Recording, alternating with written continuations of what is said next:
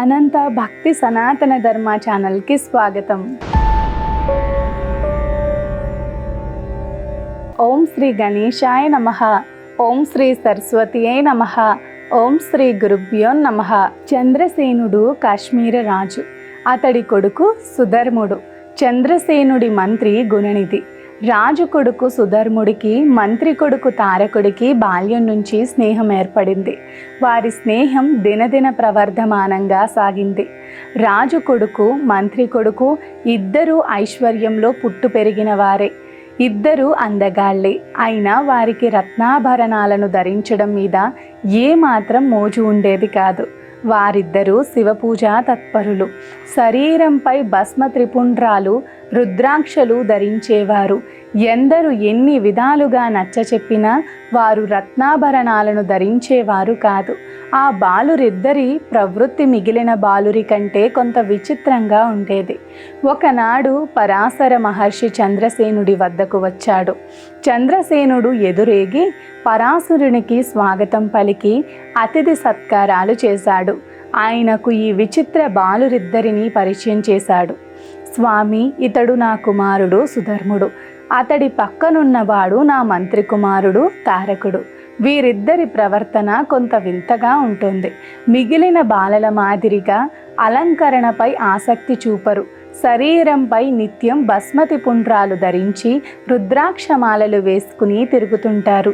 మేమంతా ఎంతగా నచ్చచెప్పినా రాజోచితమైన రత్నాభరణాలను ధరించడం లేదు. వీరికి బాల్యంలోనే ఇంతటి వైరాగ్య ప్రవృత్తి ఎందుకు కలిగిందో మాకెవరికి అర్థం కావటం లేదు. మీరే వీరి సంగతి చెప్పాలి అన్నాడు చంద్రసేనుడు. పరాశరుడు దివ్య దృష్టితో ఆ బాలురిద్దరి వృత్తాంతాన్ని గ్రహించాడు. రాజా, దిగులు చెందకు. వీరి ప్రస్తుత ప్రతీతికి కారణం వీరి పూర్వజన్మలోనే ఉంది అంటూ ఆ బాలురి ఇరువురి పూర్వజన్మ వృత్తాంతాన్ని చెప్పసాగాడు. పూర్వం నంది గ్రామంలో మహానంద అనే గనిక ఉండేది. ఆమె మహా ఐశ్వర్యవంతురాలు. ఆమె సౌధంలో రత్నరాశులు విరివిగా ఉండేవి. పాడి పంటలతో ఆమె సమృద్ధిగా తొలతూగేది. సర్వాలంకార భూషితిగా ఉండేది. కులవృత్తి రీత్యా ఆమె స్వేచ్ఛా సంచారిణిగా ఉండేది.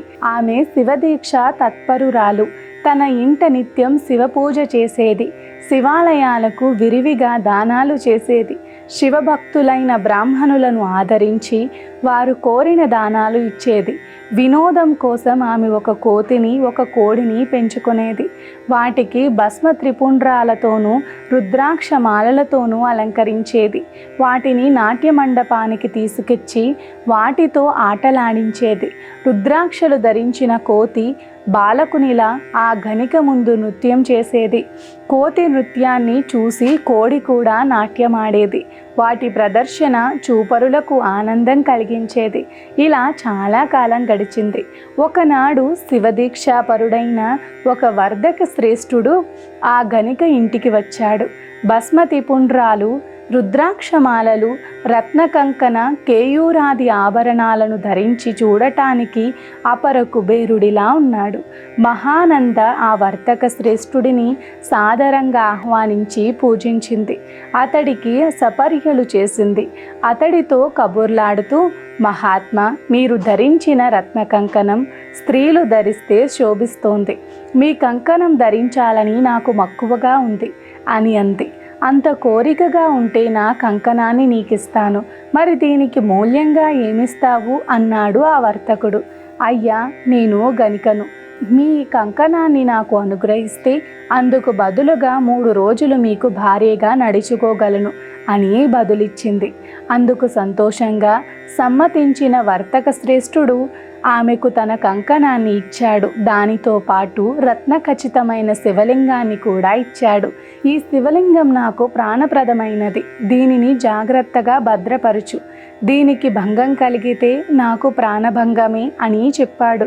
మహానంద వర్తక శ్రేష్ఠుడు ఇచ్చిన కంకణాన్ని అలంకరించుకొని అతడిచ్చిన శివలింగాన్ని తన పూజా మందిరంలో భద్రపరిచింది. నాటి రాత్రి ఆ వర్తకుడితో గడిపి నిద్రించింది.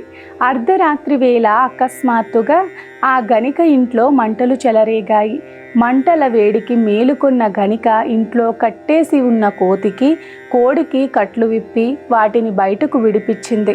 ఇంటికి మంటలు కమ్మేసుకుండటంతో ఆమె వెనుకనే వర్తకుడు బయటకు వచ్చేశారు. వాళ్ళు చూస్తుండగానే ఇల్లు భస్మీపటలమైంది. పూజా మందిరంలో భద్రపరిచిన శివలింగం కూడా అగ్నికి ఆహుతైపోయింది. ప్రాణప్రదమైన శివలింగం దగ్ధమవటంతో ఆ వర్తకుడు ప్రాణత్యాగం చేశాడు. అతడికిచ్చిన మాట ప్రకారం అతడితో 3 రోజులు గడపాల్సి ఉండగా అతడు 1 రోజు గడిచేసరికి ప్రాణత్యాగం చేయటంతో ఆ గణిక చాలా దుఃఖించింది. ఆమె కూడా అతడితో ప్రాణత్యాగం చేసింది. ఆమె విడిచిపెట్టిన కోడి కొన్నాళ్లకు కాలధర్మం చెందాయి. గణిక వద్ద పెరిగినప్పుడు భస్మ త్రిపుండ్రాలు రుద్రాక్షలు ధరించిన కోడి ఇప్పుడు నీకు నీ మంత్రి కొడుకులుగా పుట్టారు. పూర్వజన్మ స్నేహమే వారి మధ్య నేటికి కొనసాగుతుంది.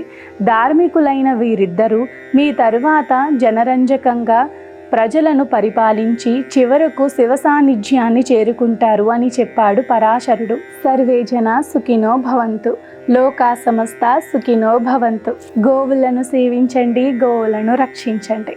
ప్రకృతిని కాపాడటం మన ధర్మం. ప్రకృతిని కాపాడండి, ఒక్క మొక్కైనా నాటండి.